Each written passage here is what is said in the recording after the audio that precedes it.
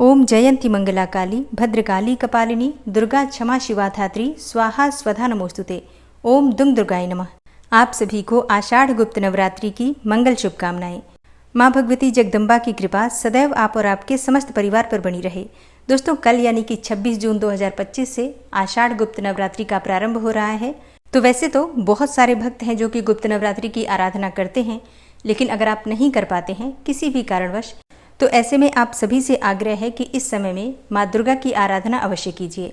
नवरात्रि के इन 9 दिनों में विशेष रूप से माँ की आराधना करने से किसी भी प्रकार के संकट से मुक्ति मिल जाती है, कोई भी कामना पूर्ण हो जाती है और गुप्त नवरात्रि में जो हम साधना करते हैं उसका फल हमें कई गुना होकर प्राप्त होता है।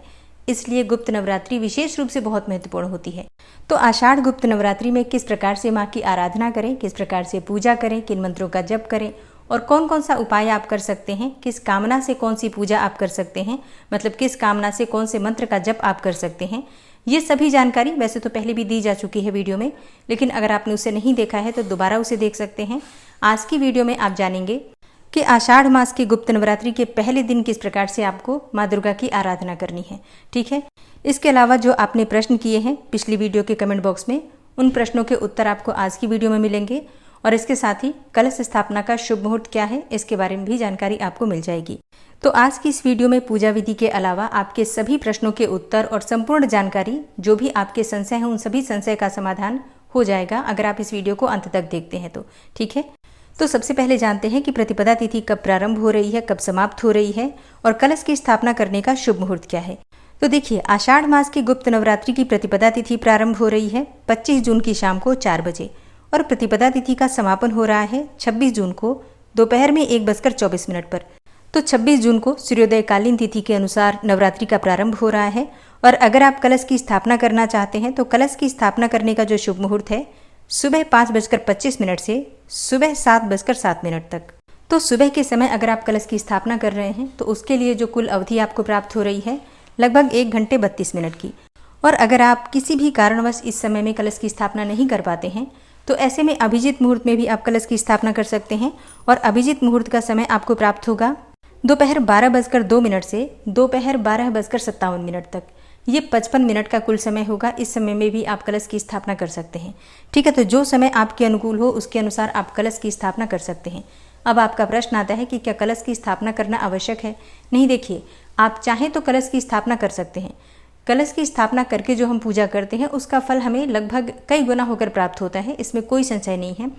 लेकिन अगर आप किसी भी कारणवश कलश की स्थापना नहीं कर पाते हैं, जैसे कि गुप्त नवरात्रि है और अगर आप कलश की स्थापना करते हैं तो सबको पता चल जाएगा, अगर आपको ऐसा लगता है तो ऐसे में आप कलश की स्थापना किए बिना भी पूजा कर सकते हैं। ठीक है, तो कलश की स्थापना करना चाहते हैं, ज्वारे बोना चाहते हैं या फिर अखंड दीपक प्रज्वलित करना चाहते हैं, व्रत करना चाहते हैं, ये सभी चीज़ें आपकी अपनी इच्छा पर निर्भर करती हैं। गुप्त नवरात्रि में विशेष रूप से साधना का महत्व है, मतलब मंत्रों के जप करने का महत्व है। तो ज़रूरी नहीं है सभी चीज़ें करना, लेकिन मंत्रों का जप करना अत्यंत आवश्यक है। सुबह और शाम आप पूजा कर सकते हैं, जैसे आप अपने घर में रोज़ की पूजा कर रहे हैं उसी प्रकार से पूजा कीजिए और विशेष रूप से माता दुर्गा की आराधना कीजिए, मंत्रों का जप कीजिए। ठीक है, तो बिना कलश की स्थापना के भी आप पूजा कर सकते हैं। बस इतना ध्यान रखना है, मंत्र जितना अधिक आप जपेंगे उतना अच्छा होगा। अब जैसे आप अपनी मनोकामना के अनुसार मंत्रों का जप कर सकते हैं, माता लक्ष्मी के मंत्र का जप कर सकते हैं, माँ कात्यायनी के मंत्र का जप कर सकते हैं, माँ दुर्गा के किसी भी स्वरूप के मंत्र का जप आप कर सकते हैं।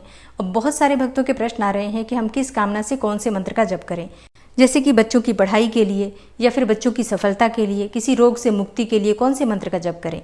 देखिए, वैसे तो दुर्गा सप्तशती में सभी कार्यों की सिद्धि के लिए अलग अलग मंत्र बताए गए हैं, लेकिन अगर आप एक ही मंत्र से सभी कार्यों को सिद्ध करने में समर्थ हैं तो ऐसा एक मंत्र है नवार्ण मंत्र। आप नवार्ण मंत्र का जप कीजिए। संकल्प आप अपनी कामना के अनुसार ले सकते हैं, जैसे कि आपकी जो भी मनोकामना हो उसी मनोकामना का संकल्प ले लीजिए कि आप इस मनोकामना से नवार्ण मंत्र का जप करना चाहते हैं। ये सभी मनोकामनाओं को पूर्ण करने वाला है। तो इस एक मंत्र से आपको संतान प्राप्ति, धन प्राप्ति, नौकरी में समस्या है, घर में अगर बहुत अधिक कलह क्लेश है या फिर पितृदोष से, ग्रह दोष से परेशान है, नौकरी आपको चाहिए या आपकी संतान को चाहिए, बच्चों की शादी के लिए परेशान है, मतलब किसी भी प्रकार की आपकी कामना हो, इसी एक मंत्र से आपके सभी कार्यों की सिद्धि हो जाती है। बस आपको ध्यान रखना है, जब आप मंत्र जप का संकल्प लेंगे तो आप अपनी मनोकामना माँ भगवती जगदम्बा से कहिए कि आप इस कामना से इस मंत्र का इतनी संख्या में जप करेंगे। ठीक है, संख्या निर्धारित कर लीजिए, मंत्र निर्धारित कर लीजिए और कामना अपनी माँ भगवती जगदम्बा से कह दीजिए और उनसे प्रार्थना कर लीजिए। ठीक है, तो एक ही मंत्र, नवार्ण मंत्र ओम ऐं ह्रीं क्लीं चामुंडाई विच्चे, इसी मंत्र का अधिक से अधिक संख्या में जप कीजिए। ठीक है। अच्छा, एक और प्रश्न है कि 10 महाविद्याओं में जो धूमावती माता की पूजा होती है उस दिन हम किस प्रकार से पूजा करें। देखिए, 10 महाविद्याओं में प्रतिदिन जो माँ दुर्गा के 10 महाविद्याओं के स्वरूप की आराधना होती है वो बस नाम के स्वरूप में आपको ध्यान करके उनकी आराधना करनी है, क्योंकि मंत्र जप के लिए, मतलब किसी भी महाविद्या के मंत्र जप के लिए आपको गुरु की आवश्यकता है। वो आप ऐसे नहीं जप सकते हैं, उसके लिए आपको गुरु चाहिए, दीक्षा चाहिए, तभी आप 10 महाविद्याओं की आराधना कर सकते हैं। ऐसे में आपको क्या करना है, प्रतिदिन जो भी स्वरूप होगा माँ का, माँ दुर्गा के 9 स्वरूपों की आराधना आप कीजिए, मंत्र का जप कीजिए और जो भी 10 महाविद्याओं के स्वरूप की आपको जानकारी दी जाएगी इसी चैनल के माध्यम से, आप प्रतिदिन उन माता का ध्यान कर लीजिए और माता के नाम का जप करते हुए आप पूजा कर सकते हैं। ठीक है, जैसे कि 11 बार या 21 बार माता के नाम का जप आप कर सकते हैं, इसमें कोई नुकसान नहीं है आपका। ठीक है, माता धूमावती का भी स्मरण करते हुए आप उनका नाम जप कर सकते हैं 5 बार, 11 बार, और उसके बाद उस दिन का जो स्वरूप है माँ दुर्गा के 9 स्वरूपों का, उनकी आराधना आप कीजिएगा। ठीक है, गृहस्थ आश्रम के लिए 9 स्वरूपों की ही आराधना बताई गई है। 10 महाविद्याओं की आराधना वो कर सकते हैं जिनके पास गुरु है, मतलब गुरु से आपको दीक्षा प्राप्त है और गुरु आपको कहते हैं कि आप इस मंत्र का जप कीजिए, तो आप बिल्कुल कर सकते हैं। ऐसे आप किसी भी मंत्र का जप 10 महाविद्याओं के नहीं कर सकते हैं। ठीक है। अब एक प्रश्न है कि नाम जप और मंत्र जप में क्या अंतर है। देखिए, नाम जप आप चलते फिरते उठते बैठते कहीं भी किसी भी अवस्था में कर सकते हैं, जबकि मंत्र जप आप करते हैं तो आसन डालकर शुद्ध होकर ही करते हैं। ठीक है, स्नान करना पड़ेगा, फिर आसन डाल के सामने दीपक जलाकर तभी आप मंत्र जप कर सकते हैं, जबकि नाम जप आप किसी भी अवस्था में सोते हुए भी, बिस्तर पर भी बैठकर कर सकते हैं। ठीक है, मतलब मंत्र जप के लिए शारीरिक शुद्धि और मानसिक शुद्धि दोनों आवश्यक है, जबकि अगर आप नाम जप करते हैं तो किसी भी अवस्था में कर सकते हैं। अच्छा, आपका अगला प्रश्न है कि पीरियड्स के कितने दिनों बाद हम पूजा कर सकते हैं, कितने दिनों बाद शुद्ध होते हैं। देखिए, पीरियड्स के 5वें दिन आप पूजा कर सकते हैं, लेकिन इसके लिए भी आपको ध्यान रखना है, अगर आप बिल्कुल साफ हो गए हैं, शुद्ध हो गए हैं, तभी आप 5वें दिन पूजा कर सकते हैं। लेकिन अगर आप 5वें दिन भी शुद्ध नहीं है तो ऐसी अवस्था में जब आप शुद्ध हो जाते हैं तभी आप बाल धोकर पूजा प्रारंभ कर सकते हैं। ठीक है, और चलिए अब जानते हैं कि पहले दिन आपको माता भगवती जगदम्बा की आराधना किस प्रकार से करनी है। तो कल यानी कि प्रातःकाल आप जल्दी उठेंगे, उठकर नित्य कर्मों से निवृत्त हो जाइए, स्नान कर लीजिए और स्नान करने के बाद माता दुर्गा की आराधना करना है आपको, लेकिन उससे पहले सूर्यदेव को जल दीजिए। भगवान सूर्यदेव को जल देने के बाद अपने घर के मंदिर में विधि विधान से आपको पूजा करनी है। घर के मंदिर की सफाई आप एक दिन पहले ही कर चुके हैं तो अच्छी बात है, नहीं तो उस समय भी पूजा प्रारंभ करने से पहले मंदिर की साफ सफाई करके मंदिर पर आपको एक लाल रंग का या फिर पीले रंग का वस्त्र बिछा देना है। ठीक है, आप चाहें तो अलग से चौकी लगाकर भी पूजा कर सकते हैं या फिर घर के मंदिर में भी जहाँ पर माता विराजित है वहीं पर पूजा प्रारंभ कर सकते हैं। ठीक है, सबसे पहले स्नान करने के बाद भगवान सूर्यदेव को जल देना है। उसके बाद से अपने घर के मंदिर में आ जाइए, आसन डालकर बैठ जाइए। पूजा की सभी सामग्री आपको पहले ही एकत्र करके रख लेना है। अगर कलश की स्थापना करना है या जो भी सामग्री आप पूजा में प्रयोग करना चाहते हैं, आप सभी जानते हैं नवरात्रि में जिस प्रकार से हम पूजा करते हैं, बिल्कुल उसी प्रकार से इस नवरात्रि में भी हमें वही सामग्री का प्रयोग करना होता है। तो जैसे अगर आप कलश की स्थापना करना चाहते हैं तो पहले कलश ले लीजिए, किसी भी धातु का आप पात्र ले सकते हैं कलश के लिए। और कलश की स्थापना करना वैसे तो आप सब जानते ही होंगे, लेकिन अगर आप नहीं जानते हैं, कुछ ऐसे भी लोग हैं जो कि पहली बार कलश की स्थापना कर रहे होंगे, तो उनके लिए बता दूं, एक पात्र ले लीजिए। उस पात्र में सबसे पहले आपको गंगा जल डालना है। किसी भी पवित्र नदी का जल हो तो वो भी आप प्रयोग कर सकते हैं या फिर गंगा जल डाल सकते हैं। और इसी पात्र को आप जल से भर दीजिए, शुद्ध जल से। और अब इस पात्र में आपको डालना है कुछ सामग्री, जैसे कि आप हल्दी लेंगे, साबुत हल्दी। साबुत हल्दी ना हो तो आप पाउडर हल्दी भी डाल सकते हैं, एक चुटकी। और इसके साथ ही एक सिक्का, चांदी का या फिर नॉर्मल सिक्का ले सकते हैं। सुपारी लेंगे और लौंग, इलायची, 2 लौंग लेंगे, फूल वाली लौंग, और 2 ही हरी इलायची आपको लेना है। तो कलश में 5 चीज़ें डालनी ज़रूरी होती हैं, जैसे कि हल्दी, सुपारी, सिक्का, लौंग और हरी इलायची। इसके बाद आप चाहें तो थोड़े से अक्षत के दाने भी डाल सकते हैं, अखंडित चावल और थोड़े से पुष्प भी डाल सकते हैं। इसके ऊपर आपको पंचपल्लव रखना है, मतलब आम के या फिर अशोक के पत्ते आप रख दीजिए।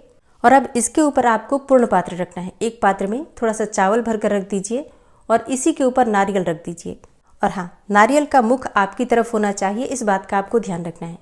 कलश की स्थापना आपकी हो गई। कलश के नीचे थोड़ा चावल ज़रूर रखा जाता है। आप साबुत अखंडित चावल कलश के नीचे रख दीजिए। आप चाहे तो रंग कर भी रख सकते हैं, जैसे कि लाल या फिर पीले रंग के चावल भी रख सकते हैं, या फिर प्लेन सफ़ेद चावल भी रख सकते हैं। अखंडित चावल का प्रयोग कीजिएगा पूजा में, इस बात का आपको ध्यान रखना है। खंडित मतलब टूटे हुए टुकड़े चावल के नहीं होने चाहिए। अब शुद्ध घी का दीपक जलाकर कलश की पूजा कर लीजिए, भगवान गणेश की पूजा कर लीजिए, क्योंकि गणपति प्रथम पूज्य होते हैं, उनकी पूजा सबसे पहले की जाती है। और इसके बाद माँ दुर्गा की विधि विधान से पूजा कर लीजिए। और हाँ, पहला दिन है, संकल्प लेना है आपको किस प्रकार से आपको पूजा आराधना करनी है, व्रत धारण करना है या फिर मंत्रों का जप करना है, कोई विशेष मनोकामना है, मतलब जिस भी प्रकार से आप पूजा करना चाहते हैं उसका संकल्प आपको पहले ही दिन लेना है। तो आज आप अपने हाथ में जल और पुष्प लेकर व्रत का या फिर पूजा का जो भी आप करना चाहते हैं संकल्प ले लीजिए। अपना नाम, अपना गोत्र और जिस स्थान पर आप रह रहे हैं उस स्थान का नाम बोलिए। उसके बाद माता के सामने आप संकल्प लेंगे कि आप किस प्रकार से मतलब मंत्र जप करना चाहते हैं या फिर व्रत करना चाहते हैं, और किसी मनोकामना से अगर आप मंत्र जप करना चाहते हैं, कौन से मंत्र का जप करना चाहते हैं, सब चीज़ें विधि पूर्वक माँ को बताई जाती हैं। और फिर माँ से प्रार्थना की जाती है कि हे माँ दुर्गा, आप हमारी मदद कीजिए कि हम इस व्रत को या फिर मंत्र को जो हम जपना चाहते हैं, जो भी हम पूजा पाठ करना चाहते हैं, वो हम निर्विघ्न रूप से पूरे 9 दिन तक कर पाएँ। किसी भी प्रकार की विघ्न बाधा हमारी पूजा पाठ में ना आए, इस प्रकार से माता से प्रार्थना की जाती है। तो पहले ही दिन आपको संकल्प में इस प्रकार से माँ से प्रार्थना करके और अपनी पूजा का, मंत्र का या फिर साधना का संकल्प लेना है। इसके बाद आपके पास जो भी सामग्री हो, अक्षत, पुष्प, धूप, दीप इत्यादि सभी चीज़ों से माँ की विधि विधान से पूजा कर लीजिए। नवरात्रि के पहले दिन माँ को भोग क्या लगता है? शुद्ध घी का, गाय के शुद्ध घी का भोग लगता है माता को पहले दिन। इसके साथ ही सफ़ेद मिठाई का भोग आप लगा सकते हैं। विशेषकर दूध से बनी हुई जो मिठाइयाँ होती हैं, आप चाहें तो नवरात्रि में हर रोज़ लगा सकते हैं। इसके अलावा एक पान का पत्ता लेना है, उस पान के पत्ते पर एक बतासा और 2 लौंग रखना है फूल वाली। ये माता को अर्पित करना है भोग स्वरूप में। ये आपको हर रोज़ अर्पित करना है, मतलब लौंग और बताशा और पान का पत्ता, ये प्रतिदिन माँ को भोग लगाना चाहिए। अगर मान लीजिए आपको पान का पत्ता नहीं मिलता है, क्योंकि बहुत से लोग कहेंगे कि हमारे घर के आसपास पान के पत्ते रोज़ नहीं मिल पाते हैं, तब हम क्या करें? तो देखिए, ऐसे में आप पहले दिन पान के पत्ते का प्रयोग ज़रूर कीजिए। इसके बाद आपको नहीं मिल पाता है तो आप बताशा और लौंग भी अर्पित कर सकते हैं। मतलब लौंग और बताशे का भोग ज़रूर लगता है माता को, इस बात का आपको ध्यान रखना है। आप चाहें तो सुबह शाम दोनों समय लगा सकते हैं लौंग बताशे का भोग। इसके अलावा आप फलों का भोग भी लगा सकते हैं। जो भी फल आपके पास उपलब्ध हो माता को अर्पित कीजिए। और पूजा करते समय मंत्रों का जप करते रहिए। माता के किसी भी मंत्र का जप आप कर सकते हैं, कोई भी स्तोत्र पढ़ सकते हैं, कोई भी नाम जप कर सकते हैं। मतलब मौन रहकर पूजा नहीं करना है, पूजा करते समय मंत्रों का जप करते रहिए। और फिर जब आप संकल्प ले लेते हैं, उसके बाद विधि विधान से पूजा करने के बाद माँ की आरती कर सकते हैं। अब सुबह और शाम आप चाहें तो दोनों समय मंत्रों का जप कर सकते हैं अपनी इच्छा के अनुसार। बहुत से भक्तों के प्रश्न आए हैं कि हम किस समय पूजा करें, मतलब सुबह कौन सा टाइम होना चाहिए, शाम को कौन सा टाइम होना चाहिए। देखिए, हम सात्विक पूजा कर रहे हैं। पहले दिन माता शैलपुत्री का ध्यान आपको करना है और माता शैलपुत्री की पूजा करनी है। तो जिस प्रकार से नवरात्रि में हम सुबह ब्रह्म मुहूर्त में पूजा कर लेते हैं या फिर कुछ लोग सूर्योदय के समय भी पूजा कर लेते हैं, तो बिल्कुल उसी प्रकार से पूजा करेंगे। और शाम के समय भी जब हम दीप बाती अपने घर में करते हैं, संध्या काल की, संध्या वंदन की, उसी समय आप पूजा कर सकते हैं। इसके अलावा जैसे कि अगर आप कोई विशेष मंत्र जपना चाहते हैं, कोई साधना कर रहे हैं, तो अपने अनुसार आप एक शांति का माहौल आपके घर में हो, उसके अनुसार आप समय निर्धारित कर सकते हैं। जैसे कि रात्रि में देर रात्रि पूजा की जा सकती है नवरात्रों में। सुबह ब्रह्म मुहूर्त में उठकर भी आप पूजा कर सकते हैं, मतलब 3 बजे से 5 बजे के बीच में भी पूजा कर सकते हैं। तो ये जो विशेष साधक होते हैं, जो कि बहुत अधिक संख्या में मंत्रों का जप करते हैं, कोई विशेष मनोकामना के निमित्त वो अधिक संख्या में मंत्र जप करते हैं, तो ऐसे में साधना के लिए रात्रि काल का समय बहुत महत्वपूर्ण होता है। तो अब ये आपको देखना होगा कि आप किस प्रकार की पूजा कर रहे हैं। सिर्फ अगर दीप बाती ही कर रहे हैं आप, मतलब संध्या वंदन पूजा ही कर रहे हैं, तब तो आप सुबह शाम कर लेंगे। लेकिन अगर आप कोई विशेष साधना कर रहे हैं, अधिक संख्या में मंत्रों का जप कर रहे हैं, कोई सिद्धि चाहते हैं, तो ऐसे में आप रात्रि का समय चुनिए। मतलब जब आपके घर में शांत माहौल हो, चाहे ब्रह्म मुहूर्त का या फिर रात्रि का समय, जो आपके लिए अनुकूल हो, उसके अनुसार आप समय निर्धारित कर सकते हैं। तो पूजा का समय आप अपने अनुसार देख सकते हैं, लेकिन इतना ध्यान ज़रूर रखिए, शाम के समय संध्या काल में आपके घर में माता की आरती पूजा होनी चाहिए। सुबह के समय जब सूर्योदय का समय होता है, उस समय आपके घर में माता की आरती, पूजा, भोग इत्यादि होना चाहिए। सुबह शाम दोनों समय भोग लगेगा, इस बात का आपको ध्यान रखना है। भोग अपनी इच्छा के अनुसार आप किसी भी चीज़ का लगा सकते हैं। वैसे हर रोज़ की पूजा विधि में जो प्रतिदिन का माता का भोग होता है, वो मैं प्रतिदिन आपको बता दूंगी। लेकिन अगर आपके पास ये चीज़ें ना हो, तो जो आपके पास उपलब्ध हो उसी का भोग आप लगा सकते हैं। मतलब गुड़, शक्कर, मिश्री, बतासा, जो भी आपके पास हो। और अगर संभव हो तो पूरी नवरात्रि में माता को लाल गुड़हल के पुष्प अवश्य अर्पित कीजिए। गुड़हल के पुष्प ना हो तो गुलाब के पुष्प भी अर्पित कर सकते हैं। फूलों से, विशेषकर लाल फूलों से माँ की पूजा करने का अधिक महत्व माना गया है। तो अगर उपलब्ध हो तो ज़रूर अर्पित कीजिए, नहीं तो जो भी फूल आपके पास उपलब्ध हो उसी से पूजा कर सकते हैं। एक और चीज़ का आपको ध्यान रखना है, गुप्त नवरात्रि हो या कोई भी नवरात्रि हो, गृहस्थ जनों को हमेशा शुभ रंगों के वस्त्र धारण करके ही माँ की पूजा आराधना करनी चाहिए। भूल से भी इस नवरात्रि में आपको काले रंग के या गहरे नीले रंग के कपड़े प्रयोग नहीं करने हैं, उन्हें धारण करके पूजा नहीं करना। इसके अलावा कोई भी लाल, पीले, हरे, गुलाबी जो भी आपके पास वस्त्र हो उन्हें धारण कर सकते हैं। तो नवरात्रि के पहले दिन विधि विधान से माँ दुर्गा की पूजा आराधना कीजिए, मंत्रों का जप कीजिए। पहले दिन माँ शैलपुत्री की पूजा की जाती है और माँ शैलपुत्री का मंत्र है ओम शैलपुत्री देव्यै नमः और माँ शैलपुत्री का बीज मंत्र है ह्रीम शिवायै नमः।